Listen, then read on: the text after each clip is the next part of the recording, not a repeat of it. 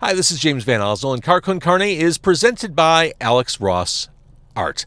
Alex Ross, he is one of the all-time greatest in the world of comics and graphic novels as a painter, illustrator, creator. His work is genius. And I know the holidays are over, but it's never a bad time to give someone a gift they will treasure forever. AlexRossArt.com has original art from Alex Ross you can purchase, you can own. It's fun just going through the site and seeing all the things he's done. Jaw-dropping stuff. He also has a YouTube page so you can keep up with him.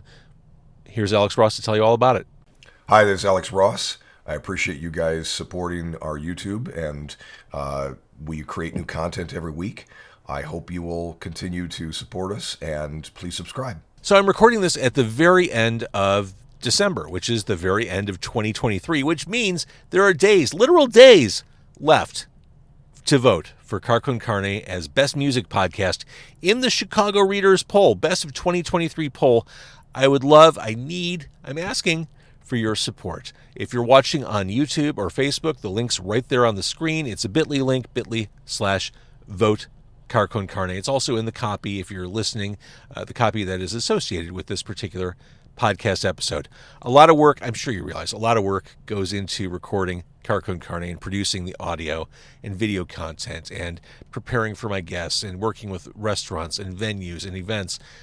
I'm going to keep doing it. There's no slowing down, but your support helps me further everything I do. So thank you for your consideration. Again, the link is on your screen. With that, here's the theme song. It's Con Carne. Let's eat in the car. It's Con Carne. And now here's the star of our show, James Van Oslo.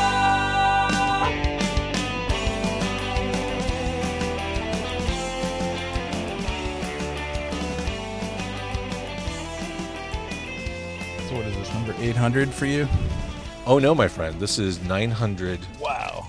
This is 914. 914. That's incredible. Congratulations. The previous 913, inconsequential. Right. Yeah, for sure. They didn't matter. Just a build up for this one. So it is Con Carne. We're recording on the lakefront today. This is actually a perfect time to be on the lakefront. No one's here. I know. It's a beautiful, beautiful day out. The end of December. I mean, it doesn't look like the Grand Prix, like with the bikes riding by.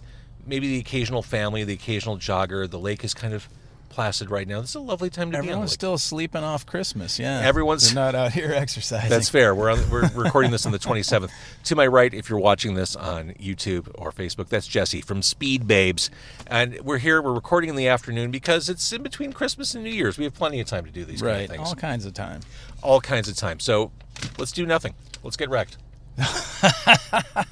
You quoted a Speed Babes song. I'm honored. That's really nice of you. I quoted a Speed Babes song. I want to talk about Speed Babes. Right but the most important thing, the most important reason you're here, coming up very soon at Reed's Local, Speed Babes, celebrating 9 years by throwing a 4-night music fest. That's pretty ambitious.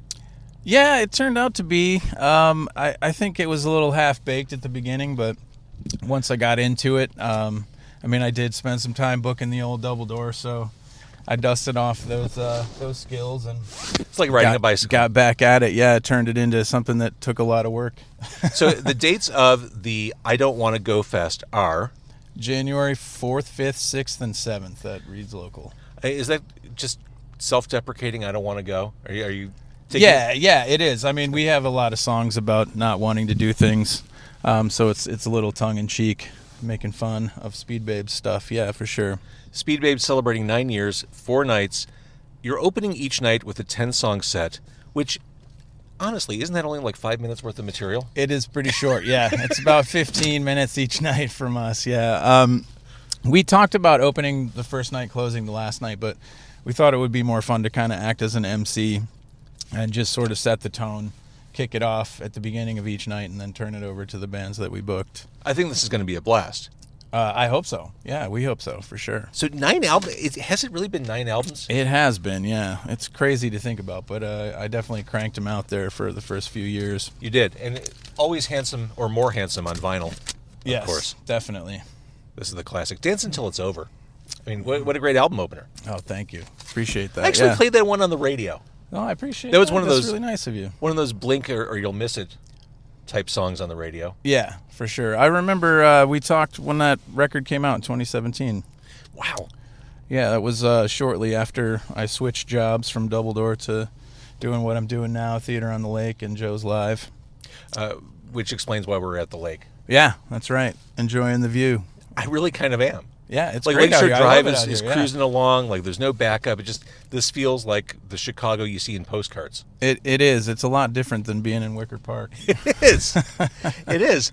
So you curated this festival. Again, you busted out your old skills. You polished your talent booking. What was the criteria? Just friends? I mean, yeah, friends, people we enjoy their music, people we've played with over the years and had a good time jamming with, people we've worked with, like Dan Staggs from Nightfreak put out a couple of our early records on What's for Breakfast Records. The gals from Damaged Dames were back at the MILF Crate in Aurora where we used to love playing, just things like that. People we've crossed paths with and just love their music and really excited about playing with them. Well, and I love in the curation of this fest, it's not just a bunch of dudes doing fuzzy garage rock. Like all genders represented on this one. A nice diversity of styles. And I mean, we certainly try to do that. I mean, obviously it's music first, but we want that diversity in there as well. I think it's important these days to try to include as many people as possible and as many genres as possible. What another thing I love about this festival, honestly, everything as far as activity goes falls off a cliff after New Year's. Like there's nothing to do. Right. Like this is woodshed time in Chicago. No one goes out, no one plays. This is one of the few things you can count on in January. Yeah. I mean, it's obviously the old Ian's party window. And we, had never really done a birthday show because we were always trying to be a part of Ian's party or get on one of those bills. And now that hasn't been happening for a couple years, maybe pandemic related, it opened a little window for us to have a birthday show, which we kind of had wanted to do for a while. And just that window being there it just happened to line up with our band birthday, so we jumped on those dates. And obviously Joel and Melissa at Reed's were nice enough to free up the calendar for us too. And again, Reed's local, the 4th through 7th of January. Yes. And it's the I Don't Want to Go Fest. Just to quickly run down the bands: Daarling, Heet Deth, Watermelon, Precocious Neophyte, Repent, Nightfreak, Voidclass, Miniskirt, Damaged Dames, the aforementioned Damaged Dames, Jurassic Kong, Tuff Sudz with a Z, 96 Cougar, and of course, every freaking night it is Speed Babes. Yeah, we're kicking it off around 9 o'clock each night with a short set, and then we'll turn it over to the other bands each night. We do have a website for it, idon'twannago.com. That's WANNA, idon'twannago.com. It's got the full schedule on there. You can check it out. I'm impressed that you have a website, because I get the sense, and you can tell me if I'm completely wrong, I get the sense that you don't love the promotional part of being in a band. I mean, who does? Some people do. I mean, yeah, for sure we don't. But it is important, I think, to get that information out there. And we don't want to be, pressuring people or hounding people, but having a resource out there to go and see the schedule is really important, I think. And we want to promote it, but we want it to be a little more passive, I guess, if we can. So we're not being too pushy about it. Well, I'm sorry I put you in this awkward situation of having to talk about the show. Yeah, why would you do that to me, man? How dare I? I just wanted to post on Instagram and lay low. No, Well, I mean, it's great actually to get to do it. I appreciate it. You basically walked away from Facebook, didn't you? Like, peace out, we're done. Yeah, we kind of did. I mean, I thought everyone else was going to do it too, but I was wrong. Come on, guys, here we go. Yeah, we're leaving, and then nobody left, and we did though. I mean, I dip back in every once in a while, try to catch up on messages, but yeah, we don't do it very much. So last year, the most recent full release, and I may have missed a couple since we sat down. Good Luck with Your Life. Yeah. Okay. Yeah, put that out. last year. We got Bro Zero this year. That's correct. Yeah. More stuff on the way, obviously. Yeah, we actually spent most of this year working on studio stuff. Pretty much everything we've put out so far is just me by myself on my iPhone. And the fact that you can do that Like, you grew up in a time when you couldn't do that. I know, and it was super fun to have that resource. The workflow is great. I love GarageBand on the iPhone, and since I started doing it on the iPhone 4, the app has come a long way in terms of capability as well. Yeah. So you can do a little bit more with EQ and stuff than you could originally, which is super fun. And I mean, that's just what it was always about. So I've continued to do that, and I am working on a new one on the iPhone, but. We've done a few studio recordings over the years, and we did one in February of this year. We've kind of just been working on mixing and getting those all on the same page and deciding what we want to do with releasing them at some point. So a little slower this year in terms of releases from us.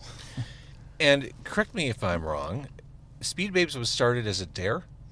It kind of was, yeah.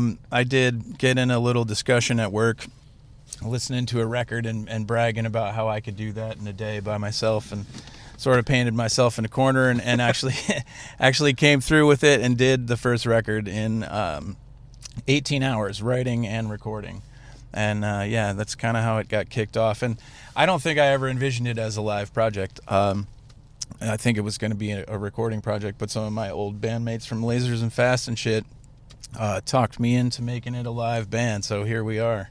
It's like you just needed someone to give you that little extra push. Yeah, well, I mean, 9 years into it, I'm starting to learn the songs. We'll get it down one of these days.